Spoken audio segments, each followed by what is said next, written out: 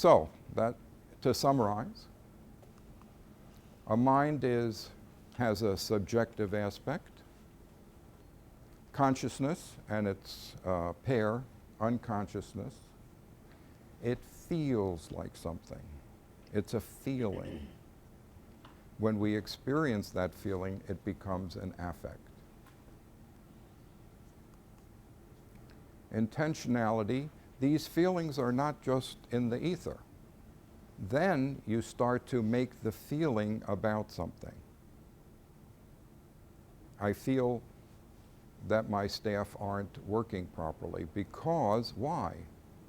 Because my panic system is active, because my friendship system is active, because my seeking system is active. And lastly, agency. This is the ability to be responsible for what you do, to make choices, to make decisions. When I sit in the audience and the person gives the talk, I'm a doubting Thomas. I say, so what? Who cares? We know this. I went to a wonderful talk by a neuroscientist talking about food in the brain. And I distilled her talk into saying, eat fish.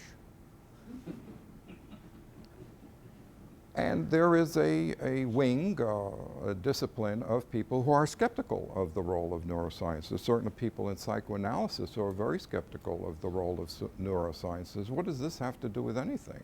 I know what I know. What advantage is there to know that the dopamine system goes from the periaqueductal gray to the prefrontal cortex? I know that. And I thought it was cute that the book calls it mindless neuroscience. To me, that's an oxymoron. But I understand. This is a metaphor. A metaphor. It's like Agnes, what mindless is. But I hope from our conversation we'll understand what mindless is. So to try to bring this to leadership, I had this conversation with Michael a couple of weeks ago. Now, what is the definition of leadership? He has a wonderful definition, a person with followers.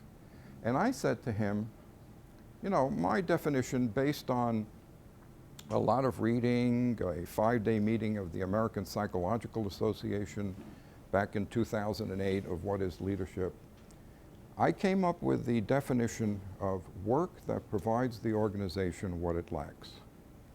I have to tell you, every time I say that, people look at me, huh? It falls flat. But I really think I use this quite a lot.